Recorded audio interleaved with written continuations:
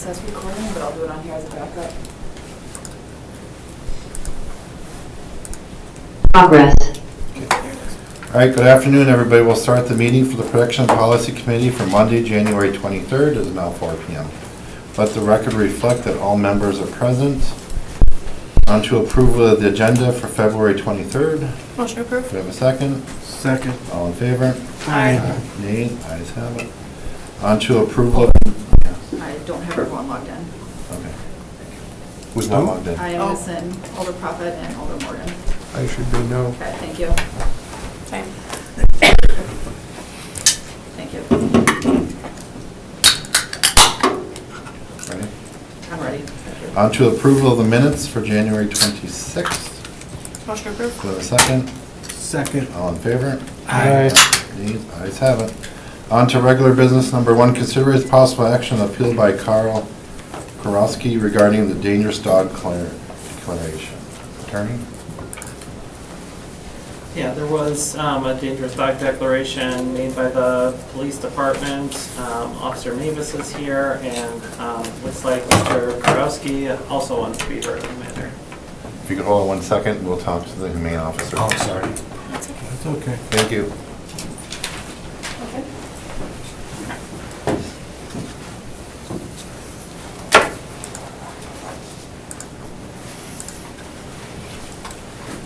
Hi, good afternoon.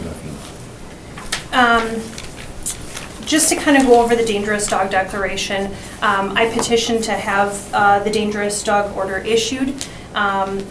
This dog owned by Carl has been involved in 2 reported incidences and 1 unreported incident.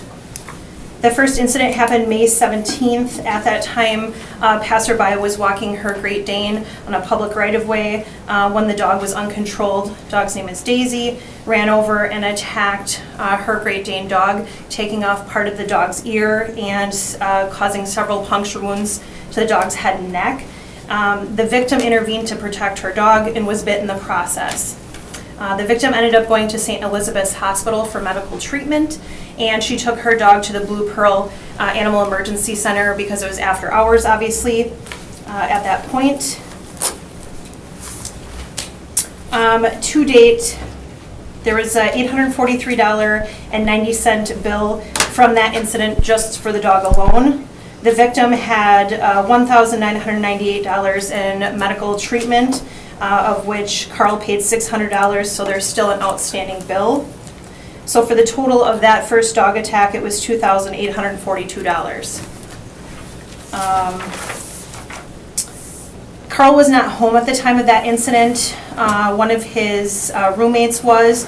The roommate indicated to the officer at the time, because I was not the investigating officer, I could just reference that here.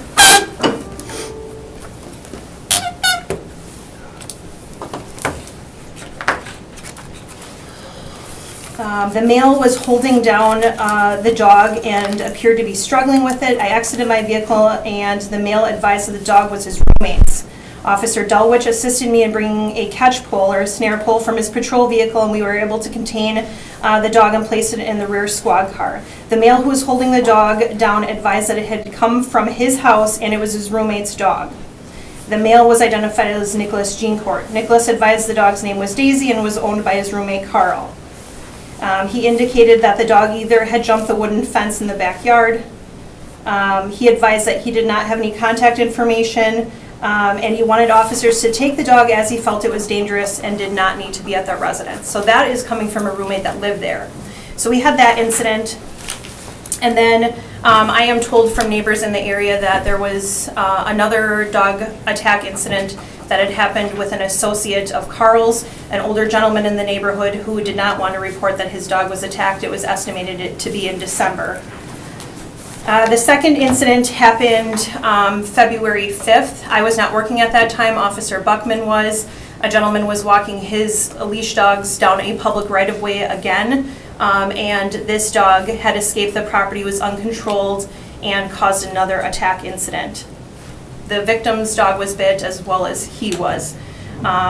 He brought his dog in for medical treatment, and then I obviously followed up with it. The gentleman, Carl, was not cooperative during the bite incident. He closed the door in the officer's face when he was trying to get these documents signed.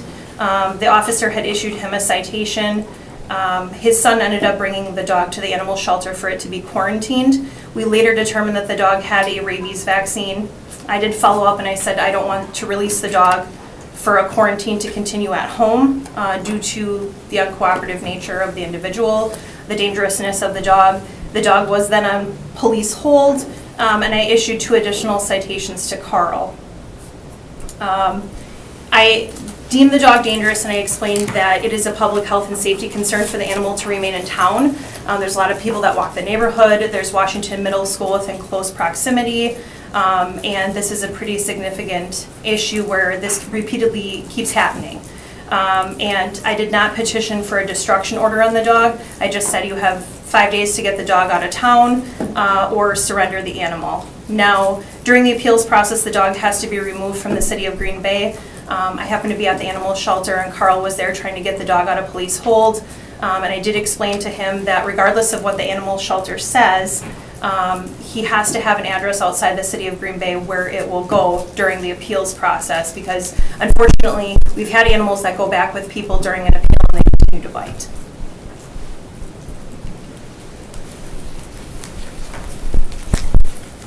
So you have no verification, no, about the third one you said it's, It would be the second one. There was a bite in May 17th of 2025. There was an unreported bite through witness information that a victim's dog was attacked. Apparently it's someone known to Carl.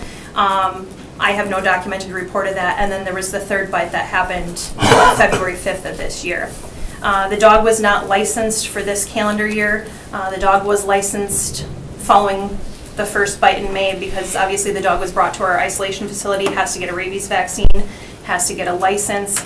And what I explained to Carl was that an animal doesn't even have to be involved in a bite in the city of Green Bay as far as a dangerous dog. It just has to act in a menacing fashion. In this particular case, the dog has acted in a menacing fashion. The dog has caused 2 bites to humans, 2 bites to other animals, causing property damage and injury, and is uncontrolled on a public right-of-way. I'm sorry, no. Did you say what the injuries were on that third one? The gentleman had some puncture wounds to his hand. Okay.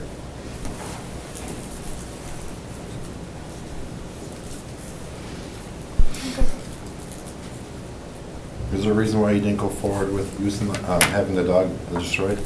I try to give people the benefit of the doubt. I realize that this is their family member.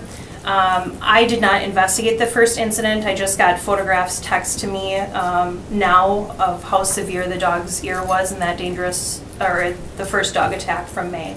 The dog did have a portion of its ear taken off and it had to be sutured. So how do you feel today? Do you think it I still feel needs to be like destroyed? or knowing removed how from the city? severe that was, because like I said, I'm unfortunately not aware of this, and you know, if someone doesn't reach out to me saying, hey, we had this dog attack, it's severe, you might want to look at it. I don't know about it. I happen to look back at these prior reports and I saw that, hey, there's been a significant amount of attacks.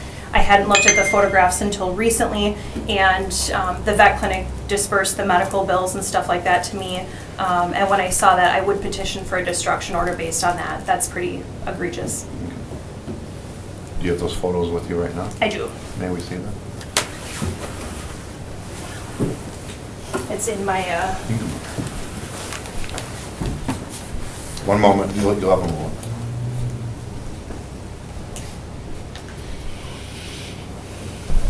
it's just loading. It's a Great Dane dog. So there's a couple.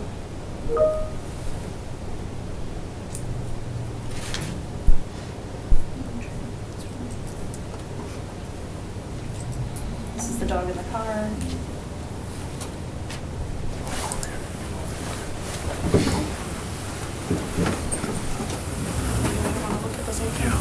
They're just it's like uploaded via evidence. It's the dog in the car.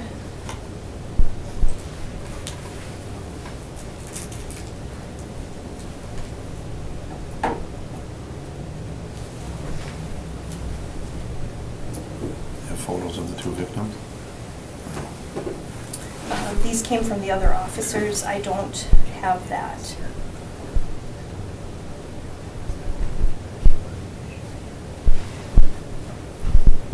This is out on someone's porch.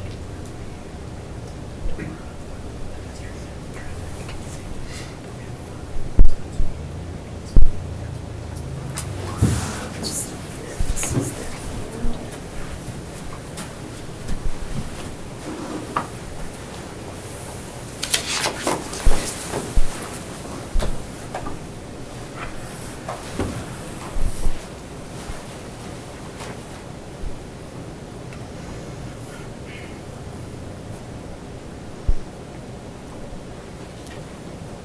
And that's all that I have at this time for this. All right, thank you.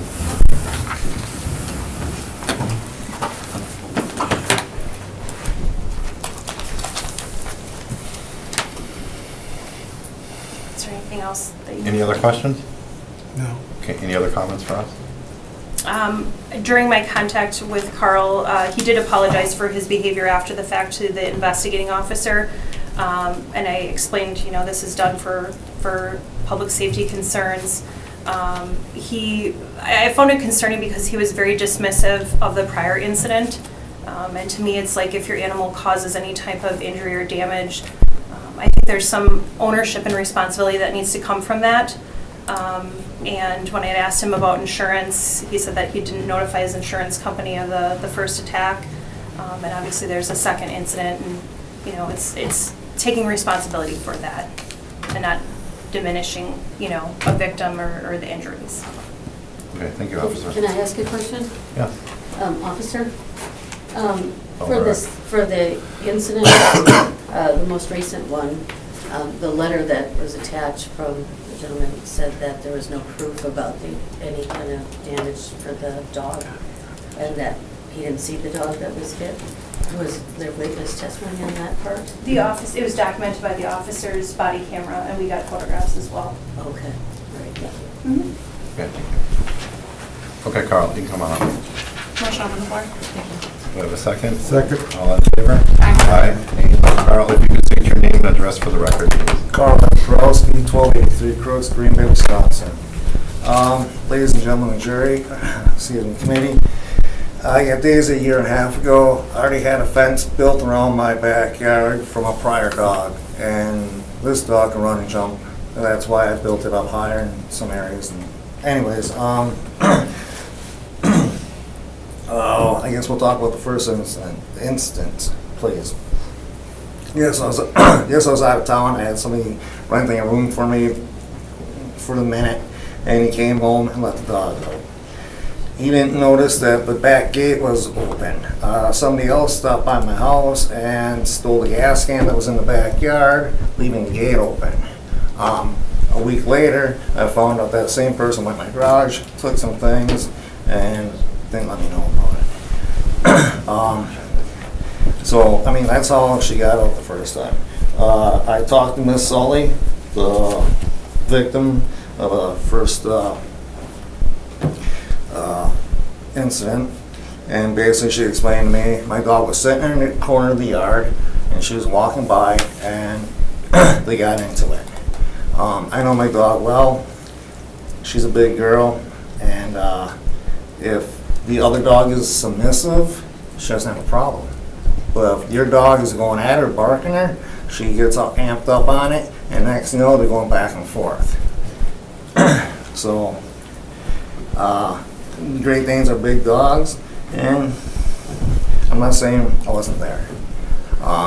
Miss Sully stopped by my house a couple days later, take some pictures of the sidewalk. Yes, there was blood. It was a pretty awful scene. I talked to some neighbors that seen the whole thing, and a couple neighbors that were actually part of it. Basically, the way Sully described it was the three guys were pretty much beating on the dog, trying to get him apart. And, well, after that, you can pretty much imagine she wasn't in a good mood to be cooperative. So I can imagine her being disgruntled being brought in. I talked to Miss Sully. She told me everything that happened. And I said, you don't have to excuse me, you don't have to sue, because suing is for people that don't accept responsibility. I'm here to accept responsibility, and let me help you out here. My mother gave me a $1,000 check, paid for the dog bill. I've been making payments the best I can. 6 weeks out of my right lower cuff surgery, 7.5 months out of my left shoulder. So I've been working. So I mean, I've been in touch with Miss Solly, and we're okay. You know, she understands. Shit happens. She doesn't get outside the fence. As far as the second offense goes, I literally got home, got in the house, let the dog go, kicked my shoes off, and next thing you know, my son Colton heard somebody yelling, "Come get your dog." He looks outside, takes off running. The guy had Daisy by the collar, sitting on her haunches, and kind of looked like she was going to hit her or something. Colton ran up, grabbed her by the collar, kneeled down to, you know, just, she was not barking, biting, struggling, anything. And this guy was like freaking out, just kind of like Barney Fife. Just, his dog was literally just circling them. It didn't seem like they're in a fight or anything. I went and got Daisy by the collar. He wasn't leaving go. He wanted to stab the dog. And then he's threatening on stabbing my son, stabbing me. And I went around him, and he's got one hand on the dog collar, and he's trying to get his, well, he said he's getting his knife out or whatever. I said, "Leave my dog go." And he kind of realized that his chin's open. He let the dog go. I got the dog in the house. So I throw some shoes on, I go running out there, and this guy's frantically yelling, screaming, and talking to 911. And I try talking to him, and he's, excuse me, waving a little pocket knife at me or whatever, and screaming, and I ran my house. At that time, there was no dogs. He didn't have any dogs. I don't know where his dogs went. I looked around. I didn't see any blood or anything. He didn't say he was attacked. He said my dog was attacking his dog. Didn't say, by attack means barking, yelling. So I started asking neighbors, "Hey, anybody see anything?" There was a Demetrius guy across the street. I live on the corner of Crooks and Irwin. He lives on the other side of Irwin. Well, he was leaving the house that afternoon or evening, and he heard somebody yelling, like there's gonna be a fight. So next thing you know, like right after yelling, he hears dogs barking. Well, he goes running around the front of the corner of the house, and this guy already had my dog up on her butt, and there's nothing going on. So he didn't think much about it. He left, and then he started thinking, well, check it. You know, he went around the block and asked, and the guy just had Daisy up on her hind legs or whatever, and just basically he said, "This dog tried attacking my dog." That's all. And he said he was fine, and so Demetrius left. And I guess shortly after that's when Colton heard him yelling, "Come get your dog." When this happened, yes, early around 7 o'clock. I'm starting to get really dry. So, wasn't my best idea, but I was pretty pissed off, and I started drinking a 12-pack. Well, by the time the officer came at 11:30, he wants to take my dog. He wouldn't look at the area because, I mean, he didn't want to just even listen to my side. I told him I'm threatening to stab my son and me. Nothing. He just wants my dog. And though, you know, he said the guy called in. He didn't say he had pictures or anything. You know, I to this day, I've yet to have any kind of proof other than somebody saying other than somebody saying something. I put in a written request Monday afternoon for the copies of records, 5 business days. I still ain't got nothing. I mean, I have nothing. Just somebody come and take my dog and tell me, "Hey, this is what happened." I don't believe she jumped the fence. I don't know how she got on the other side of the fence. I'm not disputing that. I'm just saying it's like, if and when I get her back, the fence is going higher, and there's gonna be locks on the gates, where, just for the lawnmower access, you know. My son is high functioning, autistic, this is his best friend, and it's kinda hard right now, you know. I'm not trying to not accept responsibility, I just wanna know what my responsibility, how to put it, is, you know. Somebody just called and said, hey, your dog, and I'm just supposed to go with it, you know. So at 11:30 at night, I was not prepared to take the dog out of my son's room and bring him to Main Society, you know. So that's pretty much where I'm at there. As far as a lot of her report, it's a lot of, it ain't written out right. She, I got a letter here where she kind of, I don't want to say mix things up, but switches them around. She likes to use that my dog attacked a person. My dog doesn't attack people. She won't. She's a baby. Excuse me. On the first instance, you know, I'm not trying to deny anything, but the little lady's about 125 pounds, and she did not get in between two dogs and try pulling them apart. She got dragged around. My dog did not attack her. If she showed me a little Band-Aid where supposedly Daisy punctured her skin or whatever. If a 90-pound American Bulldog bit your finger in the heat of anger, you ain't gonna have a Band-Aid. And as far as the second one goes, I don't know. I don't have nothing. You know, I have nothing. So that's all I can say there. I guess with that, I hope I got everything. And with that, I would close. Any questions, Mr. Carl? Yeah, so it sounds like you have a relationship with the first victim. You said Miss Scully. Yeah. Does she live in the neighborhood? Well, I seen her dog in front of a house about 4 or 5 blocks down on Irwin Street, close to the alleyway. Okay. And the other complainant, do you know, have you seen him in the neighborhood before? Do you know where he came from at all? It was dark. Okay. I mean, the guy could be standing next to me right now, I wouldn't know. Okay. It was dark, and it was all going pretty fast, and I don't know who it is. Okay. And you said you got Daisy a year and a half ago. Was she a puppy at that point, or? No, she was about 3 years old.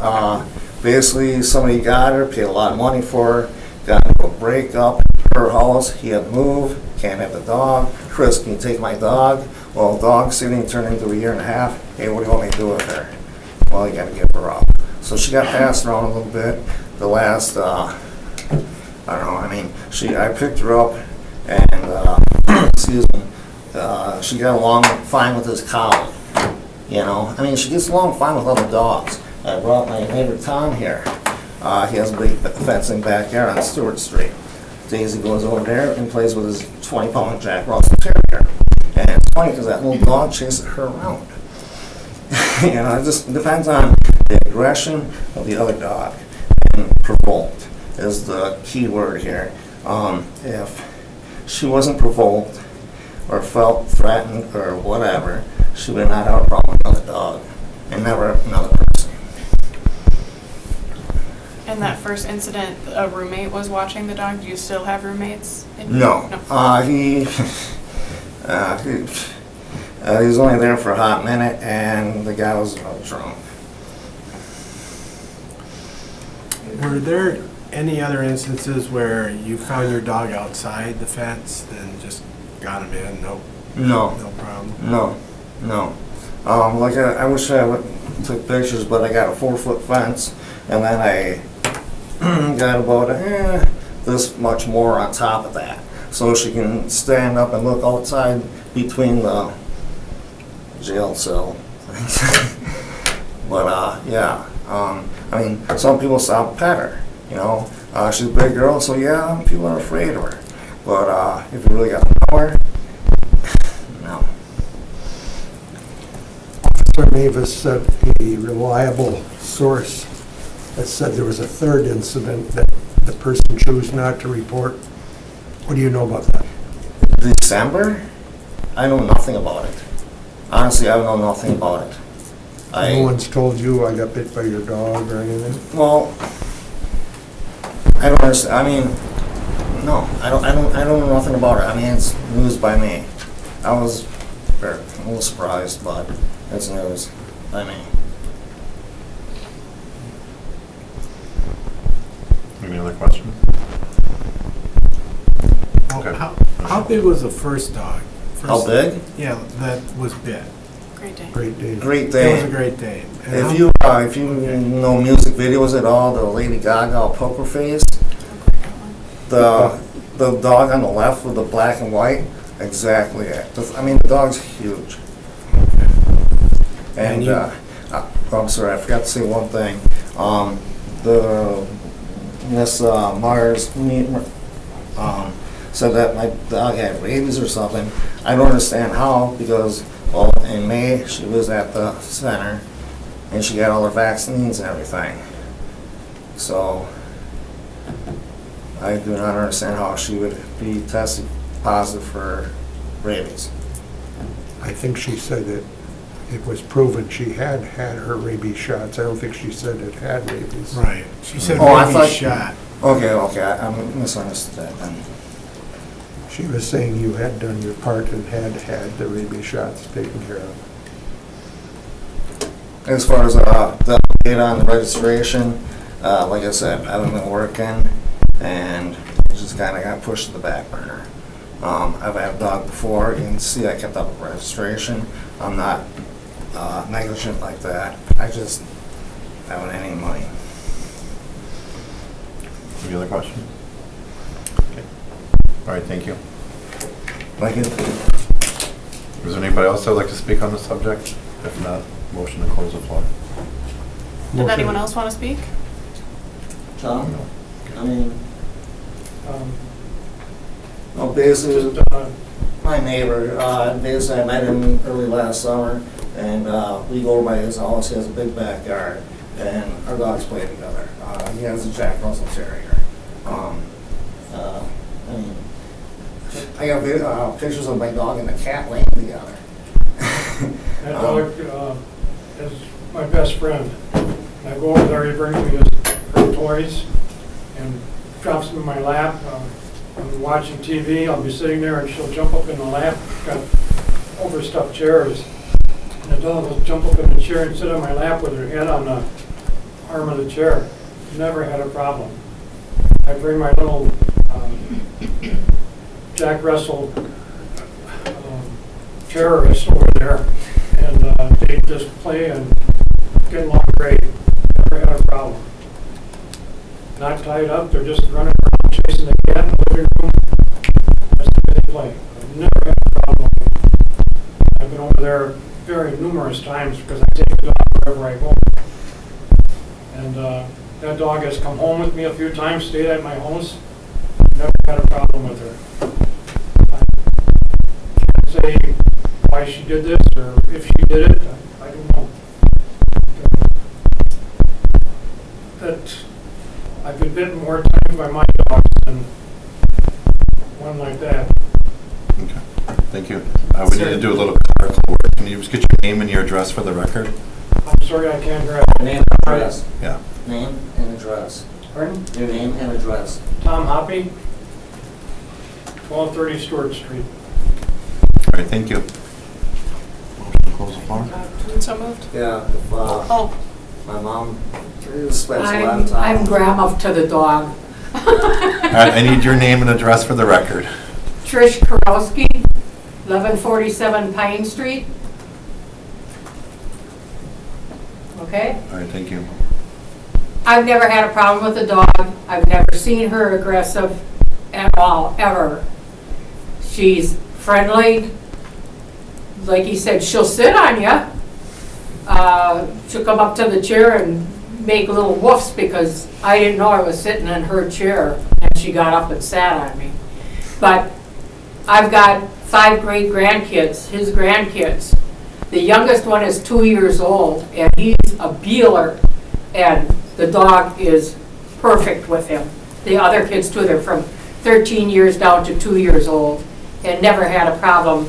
And those kids don't see the dog that often because they're just not over there.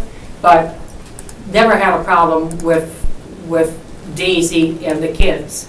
And like I said, I've never seen her aggressive to anything. She runs around chasing the cat, but that's what cats and dogs do. Of course, the cat is the one that takes care of the dog. So once she swipes him in the nose, she's got claws. The dog leaves her alone. So it's if something else is aggressive towards him, like you were saying, then there's probably a problem, but I've never seen it. So basically what I'm getting at is provoked, It didn't sound like on the second instance, anything was going on until the guy started yelling. And that's when the neighbor guy, or the dog started going at it. And I think that's kind of what triggered it, was like, from what it sounds like from the neighbors, somebody looked up. I mean, they don't know how she got out, but he already had her by the leash, and next thing he starts yelling, and that's when the dogs started going at each other. It ain't gonna happen again, I guess, one way or the other. But the fence is getting built up, she's registered. I'm not trying to get out of fault, I just wanna know what happened. I mean, I haven't got no pictures, she won't show me nothing, and I haven't got nothing from the city. May I- So, Yeah. thank you. Again, So I I'm not did- Go ahead. the investigating officer to either of these, but I followed up with it. This is the photograph that the officer had texted me of the dog that was bit. The second reported incident, the middle one we don't know anything about, so we'll just say the 2 reported incidences. So the dog's obviously bit in the neck, and I'm happy to show him. What kind of dog is that? It's like a lab mix dog, and that one sustained a $948 bill to Blue Pearl Emergency Center. The gentleman has puncture wounds to his hand, and that's why we had to do the quarantine of the animal, because it was involved in a bite to a human. And does that gentleman live in the neighborhood? Yes, he does. Okay. What part of the neck on the dog was bit? Okay. And that came directly from the officer. The glare was, It's a deep wound to the neck. what about the hand? This is not the photograph of the hand, but the officer documented that there was an injury to the hand, and that's all documented on body cam. Okay, now that looks And like... I also verified it days later when I needed to follow up at the address when I was back on duty. Yeah, that looked like a gash. Excuse me, that looked like a gash. Dogs bite and tear. It's a puncture wound and a rip, not a gash. Was there anything in the police report of that gentleman wielding a knife during the encounter at all? I didn't recall anything like that. It was basically that there was an uncontrolled dog on a public right-of-way, and no one was around to control the dog, and there was a disturbance because the gentleman was screaming for help. Now, Carl had mentioned that he went around the neighborhood. Later on that week, I ended up getting a phone call from a neighbor who's like, hey, I did witness the end part of this where the victim was trying to hold back Carl's dog, Daisy, and the neighbor's like, hey, was there a dog attack? I heard screaming and hollering. He's like, yeah. He's like, well, you gotta do what you gotta do, man. So he was witness to that, and he called me and told me about that as well. And he's documented in the police report as well. So you basically saying that the guy was holding the dog, he wasn't afraid of the dog at all or anything? He was screaming for help. He was shouting. Okay. So, sorry, it just doesn't sound like he was afraid of the dog at all. Especially when I go out there and try to get the dog away from him and he won't leave go of the collar. when I go out there, Colin's already got the dog down, and there's a dog circling them. Doesn't look like that dog is scared of anything. I question the guys, just when I went out to talk to him, didn't sound like he, sounded like he was a little, I don't want to say under the influence, but he just sounded like he was out of his head. I'd like to listen to the 911 call.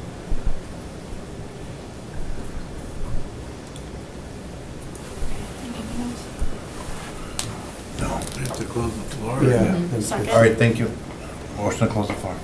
Motion, so moved. All right. Second. Second. All in favor? Aye. Aye. Nays, ayes have it. Okay, discussion.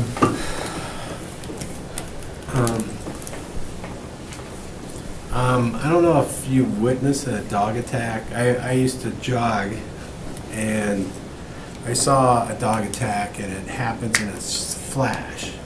And I understand the concern of the owner for his dog. And I also understand things get out of control really fast.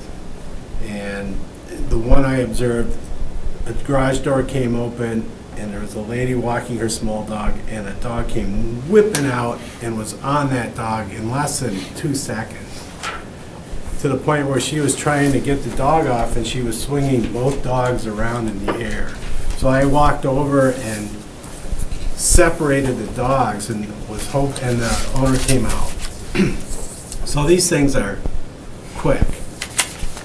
And if you have a dog that has agility and apparently is capable of biting, I think in 2 instances we've seen this happen, unfortunately with this dog, to the point where there's blood.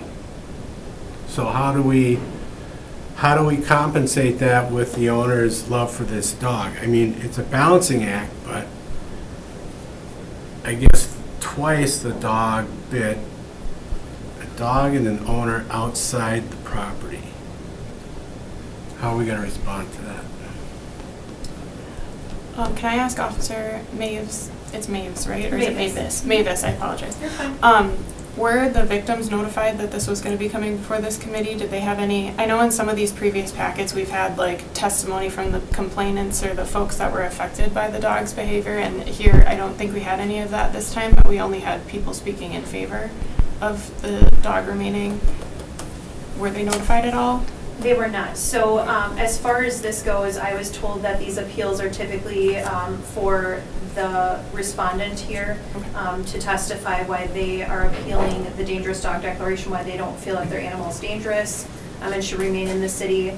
I did do some follow-up with Ms. Scully. Like I said, I did not investigate either of the incidences from start to finish. I was brought in to look at it as a subject matter expert after the fact, given the severity of it and the repeated violations and that sort of thing.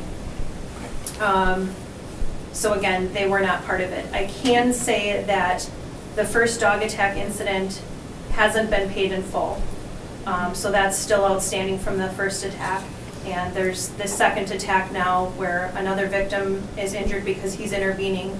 And at the end of the day, an owner or custodian is required to be controlling their dog to prevent that animal from even being on a public right-of-way. So Daisy should not have been uncontrolled on a public right-of-way. Public right-of-ways are for people to pass through without interruption. You should be able to walk your dog down a public right-of-way. You should be able to ride a bike, a kid walk to school, a mother push a child in a stroller without interruption. It doesn't matter the contact, they have a right to move about freely on a public right-of-way. Well, I know all of us feel bad when these come up. We've had several instances where dogs were declared nuisance or somebody had too many dogs. And to Grandma, your son, and Carl, we understand somewhat that this is like a family member to you. But Green Bay has an ordinance, 174.02, that says the owner of the dog has to make sure that their dog will not bite a person or cause any injury to a person, a domestic animal or property and all that. We have evidence to prove that your dog has twice caused injury to persons and to animals.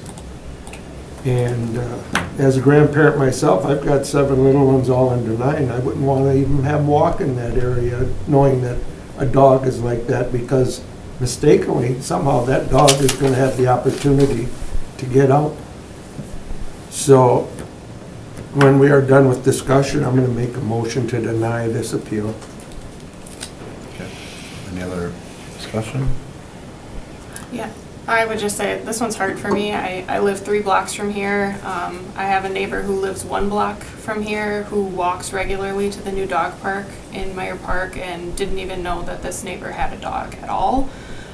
So it's hard, but it did happen twice. There was open wounds to humans and animals, and knowing that it could happen again does make me nervous. We are charged with the responsibility of many of our neighbors, so when it comes to pets, I know they're like a family member, but ultimately we have to keep our neighbors safe as well. So it's difficult because I know these are family members and she sounds like a fabulous dog, but not when provoked, and that's what makes me nervous. That could happen again. This would be different if Oh, they no, each no, had their no, own dogs. Unfortunately, you can't speak. Pardon? We close the floor We for close the discussion floor. from the Well, public. she didn't just go biting people. Right. Right. And I think it's important to recognize, I think there's evidence this dog is fine when there's not a presence of another animal Or a stranger. or a stranger. But that's kind of okay if the dog was always inside or on the property, and that's not happening. So we're at risk when there's someone with another animal. And, you know, it is kind of a punch in the gut to have to decide something like this, because we know the dog probably a decent animal and it just reacts because it's a dog. But we have, unfortunately, 2 instances, and we can't ignore that. We just can't. So, I guess I'm done talking. I have a question for the attorney. So in front of us is to, if we deny this, what would the step be with the dog? Removal of the city or denies? So once a dog is declared dangerous, the owner has 5 days to remove them from the city limits. So that would be the end result, is that the animal needs to be removed from the city. Does this committee also have the authority to euthanize the dog? That would require a circuit court judge to declare the dog dangerous, and there's different burden of proof for a destruction order. So for the ordinance and the dangerous dog declaration, the dog just has to act in a menacing fashion. There doesn't have to be a bite incident, as Officer Mavis had pointed out. If the dog is loose off premises and is growling or acting aggressively, that is enough to declare the dog dangerous.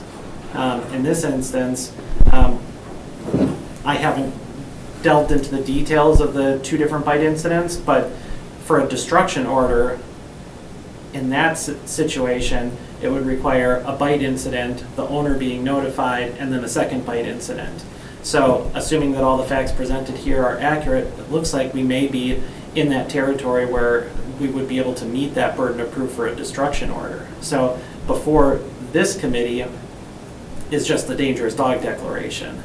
So it's a much lower burden of proof, a much lower standard than the destruction order. Thank you for clarifying. I'll second. Make a motion to deny the appeal. To remove the dog from the city? That'll have to be done. Second. Okay. All right, there's a motion to deny, and I have a second. All in favor? Aye. Nay? Ayes have it. Okay. Little housekeeping here. The items that we're discussing here tonight are as a recommendation to Common Council for final approval. Common Council meets next 2 weeks on the 3rd, Tuesday the 3rd at 6 o'clock in the room next door. A question that we do receive, do you need to attend the common council meeting after we have voted on your agenda item? This committee answer would be, is a recommendation, the items before us may or may not be pulled for further discussion at the common council meeting. Your attendance at the common council meeting is your sole discretion. All right, thank you. I'm battling Did a you say cold 2 right weeks? now, so. Next week. I just wanted to clarify, Oh, yeah, because some next lady Tuesday. said 2 weeks, Yeah, but it's next Tuesday, Tuesday. sorry. But I'm battling cold right now, so. So we're recommending denial to common council, which is next week. Someone could pull it at common council to discuss it further. So it's up to you if you choose to go to that meeting or not. Okay. Okay. All right, on to number 2, for consideration of possible action on the producer full-service retail application for Noble Roots Brewing for the summer concert series at Bay Beach for the following dates, as described, as outlined. I'll help you.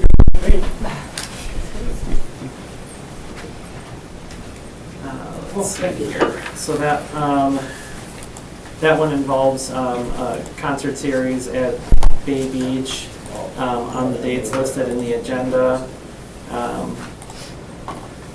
It's my understanding that someone here from Noble Roots is present if there are any questions. But there's a concert series. They were invited as a vendor for that concert series. It sounds like there may have been a trial run last year. So this is getting data points to see whether that concert series continues and what the refreshments concession options are going forward. Was this type of license new to us? It was new last year. That was last year. Does police have anything to, any opinion from police? There were no reasons for us to be concerned about this. Motion Motion, approved. yep, do I have a second? Second. All in favor? Aye. Aye. Noble Maybe Roots, we could if hear you come from on our up. park department first, maybe. Yeah. Oh, Dan's- wait, did we open the floor? I thought we approved. We just Motion just open the approved it. Oh, I thought we just approved it. No. Oh, yeah, we did a motion to approve. Anyway, you want to I don't talk? know, Go ahead. as long as you're up here. Yeah, we did, Alex Fallish, 2311 Deer Trail, Green Bay, Wisconsin. So we did this concert series last summer. We did have four dates last summer. It was a ton of fun. Jason Arnoldi and I have been working together. Actually, we've been talking about this for 3+ years, and getting it off the ground last year was great. We have some plans to get some more marketing behind it. We feel as though it's a great event for the community. We're bringing in bands. It's on a kind of a off night of the week. It's Tuesday nights, so it's an awesome opportunity for people to come out, enjoy the park in a slightly different setting, and enjoy some refreshments. Do you know the bands? No, not yet. So last year, we did kind of 3 bands that were original music and 1 cover band. I think this year we're going to do 2 and 2.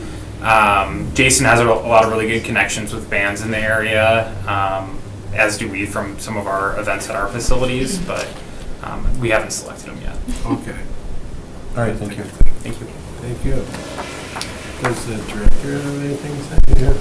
Parks Director, any comments? Yeah, so, yeah, I would definitely recommend approval, which you already approved it. But yeah, we tried it out last year for the first time, 4 concerts, very successful. We did see an increase in revenue with concessions and ride tickets, so there definitely is a benefit to continue it.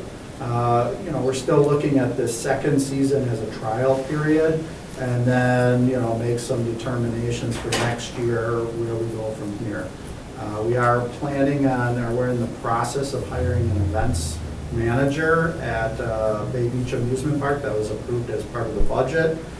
So we're hoping once we get somebody on staff with some events experience, that we can actually even progress it from here for next year. Well, we did this all backwards, so motion to suspend the rules to open the floor. Do I have a second? I thought that we Second. were Okay, voting all in to favor? open the floor. Yeah, me too. I definitely said a motion to approve, right? You did. I have down as a motion to approve. Well, we did it all backwards this Yeah, time. went- Motion to suspend the rules of opening the floor. Do I have a second? Second. All in favor? Aye. Nay, ayes. Okay, we're Yeah. back. Okay, would you like to speak? You were waving. No? Okay. All right. He's got one down Okay, there. who opened, who? We're just suspend the rules, and we don't have to open the floor, so. We're making it official for what we had The done. chair opened, the chair opened the Already did. floor, made the motion. Yeah. Seconded it. Okay, thank you. All right, we're good. So do we All have right, to close thank the you. floor now? No, we don't do, we just suspend the rules. Okay, for number 3, for consideration possible action to approve a change of agent for Festival Foods at 2250 West Mason Street to Seth Peterson. Attorney? I don't have any additional information. These requests typically come through when there's a change in management, so I defer to police if they have any input, but I don't have any additional input for or against. Please? We do not have any reason to deny that. All right, thank you. Motion approved. Do I have a second? Second. All in favor? Aye. Ayes, nays, have it. Consideration of possible action on liquor license opening extension request for Rivalry at 227 East Walnut Street with anticipated opening date of 3/31 to 4/30/26. Staff? I haven't received any communication beyond what's in the packet for your consideration. Looks like the justification for the delay is delaying timelines for construction at that location. I don't know if the clerk's office has received any other communication. No, they had hit their 60 days, and then we reach out to them and say, hey, we need an extension request. And this is their first extension? Yes. Okay, thank you. And there's still no one online? I'm sorry? There's still no one online? Like Okay, on yeah. Zoom? You'll be on Zoom. There was no one on Zoom. Okay, No, just sorry. to see if the. All right, I'll take a motion. Motion approved. Do I have a second? Second. All in favor? Aye. Nays, I have it. Number 3, for consideration possible action on draft GO 0626 related to designated outdoor refreshments area. Attorney? Yes, so we have, you want to watch? Which attorney? Yeah, which attorney? Well, normally you do them, so. Yeah, Attorney Logan Wood is here. He put together the language drafting the ordinance, so I'll let him speak on that issue. Yeah, so when we were last here, we were directed to work together with some stakeholders to see what the noise might look like. And we have a draft here. Notably, we have included the area for the designation as well, attached with Exhibit A. But generally, this would be a permit that is through the clerk's office. And the key components are to make sure that you're using the approved cups and that you have proper label affixed to those cups. Those that would be eligible would be those that are in the area of the designation. And this, starting off with this size right now, because it has the safety component to allow for people to utilize the sidewalks in order to get to where they need to be in terms of the trail or the city deck. And I don't know if PD wants to make any comments, but we did talk to a number of different groups, so I think there's support for this from a staff perspective. For this map that's attached, I saw a nod from PD. There is support from PD for this map. Oh, the profit. This is your bringing us forward. Do you have any comments? Yeah, one question that I did have, the mention of the fee schedule, would this be something that would have to be amended and added to our current fee schedule as part of the process? Because it wouldn't have been in our last, that has to go through council to approve the fee schedule, right? Yep, absolutely. Okay. I would just note that, just for a timing perspective, there was an election during Yep. this discussion period. And the clerk supports this, Deputy Menke can speak for the clerk's office, but I do think there is support there as well. But what that number, what that amount would look like, I think is still being discussed. Okay. But we recognize that there is some flexibility there in terms of the timing, that this probably wouldn't come online, until May. Yeah. So there is a little bit of time there, and as far as the fee schedule goes, there would be a resolution, so it would have to go to council one time. Okay. Where the ordinance would have to go through there twice. Yep. Traditionally. Yep. Okay. Do we know how many license holders would be affected in this map? Do we know or not? I don't know offhand how many are Okay. there, but maybe 10 or so. I was gonna say probably less than 10 or around 10, right? And part of that thought is to, you know, if for buy-in, it'd be helpful to have opportunity for businesses to apply for this permit. There is no requirement that they apply for the permit. They don't have to participate if they're not interested, but we hope that they are. We might be able to utilize it, but it gives different groups an opportunity. So on the map, I can kind of see there's a couple chunks of South Washington Street, a few blocks that were taken out that would contain license holders. Was there, I'm assuming there was a rationale for not doing like a clean cut of that full strip, right? Say that last part again? So there's like a cut out of Washington Street, like it includes at the top and the bottom, North Washington and a little bit of South Washington, and then there's, I think, like 3-ish blocks, 3.5 that are cut out. Was there a reason for that? Yes, there was. And the reason is to utilize that trail rather than to have traffic, and you can go underneath the traffic can stay underneath rather than going across a busy intersection there. Okay. Just for license holders that might be in that area that ask that question, I guess is why I'm asking, you know? Because there is a few, but that's kind of what I figured, to encourage the trail utilization rather than the street utilization.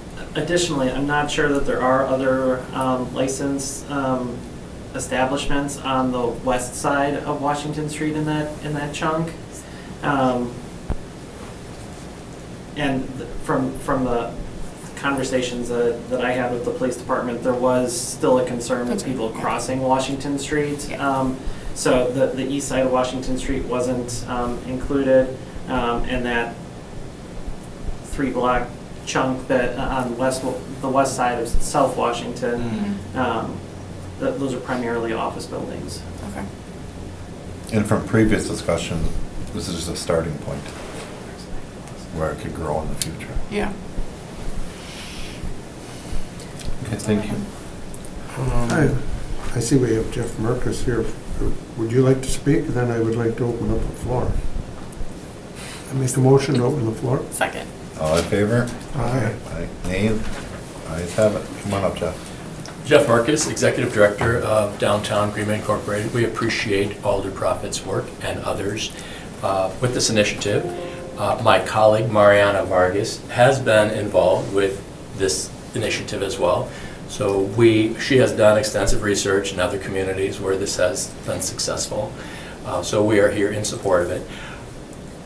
Knowing that this is a trial basis, I would really benefit by just a little bit of additional info regarding North Washington Street on this map. So when I first reviewed this map, I noticed that South Washington Street businesses, Stirrups, Kittners, and the Nines are not in it.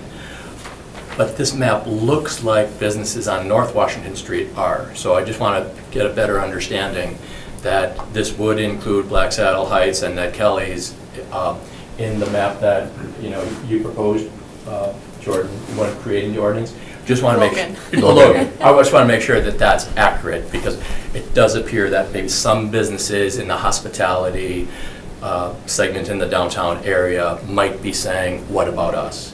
So we're just looking for better understanding and realizing that this is a trial basis. Love that idea. We hope it works great. We think that it will help make the downtown hospitality district more competitive. And if everyone is responsible, this should go according to plan. Just want a little better understanding of the pilot area. Yeah, I think that's a great question, and Attorney Wood can correct me if I'm wrong, but I believe in the meeting we had in between this one, there was discussion around having to utilize like the back door if we didn't include.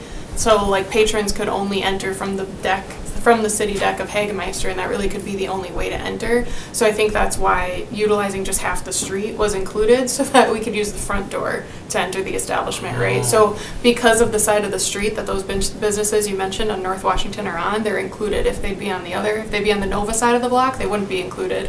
So that's kind of where Nines, Owls, all them in that stretch, they're on the wrong side of the street, for lack of a better term, right? Because otherwise, same with Fox Harbor, they would have had to go through the trail portion. They couldn't go through the front door to get a Dora cup. They would have to only enter and exit through the back door Is that So correct? since this is a trial basis, then future periods, if successful, could include additional businesses in the downtown district potentially? Yes, I Yes. think that's safe to say. I would assume we would be back for discussions with PD to see if they've had any increased concern or issues throughout the course of this summer, and then we would be back for that conversation next year, I would assume.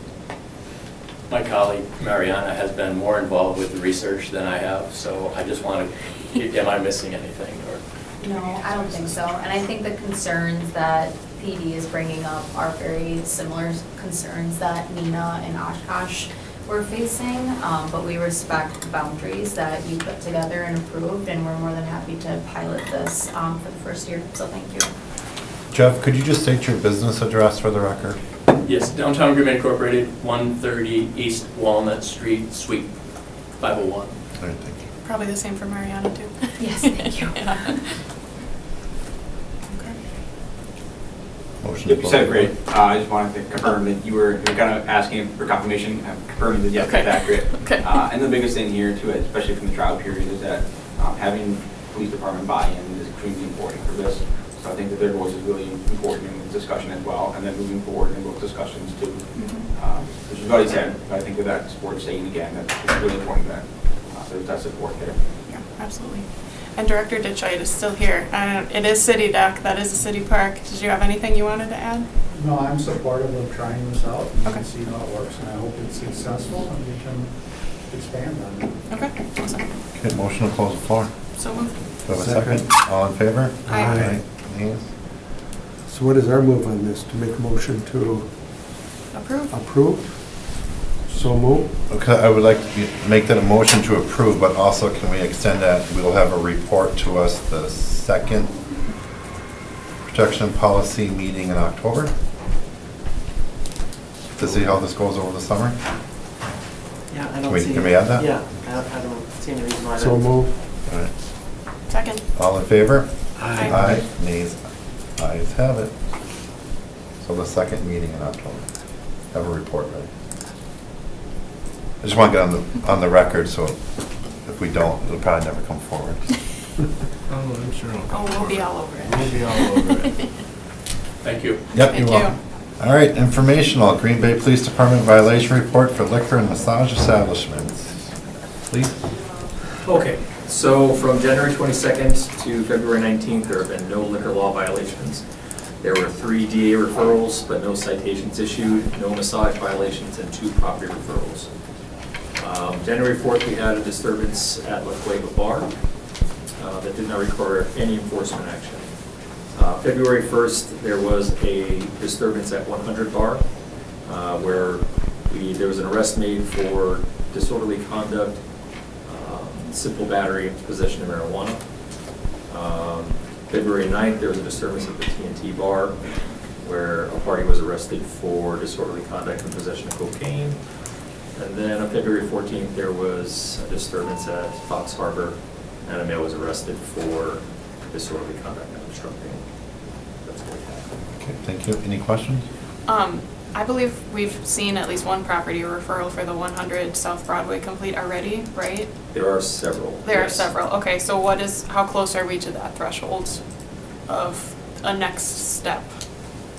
We are right there. Okay, We've already had a correction meeting with that establishment. okay, thank you. And was that recent? Because I think there was a correction meeting back in December, right? Correct. Same Okay. license holder, Okay, different management. got it, Oh. got it, okay. Thank you. Okay, our next meeting is March 9th, 2026. On to adjournment. Motion adjourned. Do I have a second? Second. All in favor? Aye. Nays? We're now adjourned. Thank you, everybody.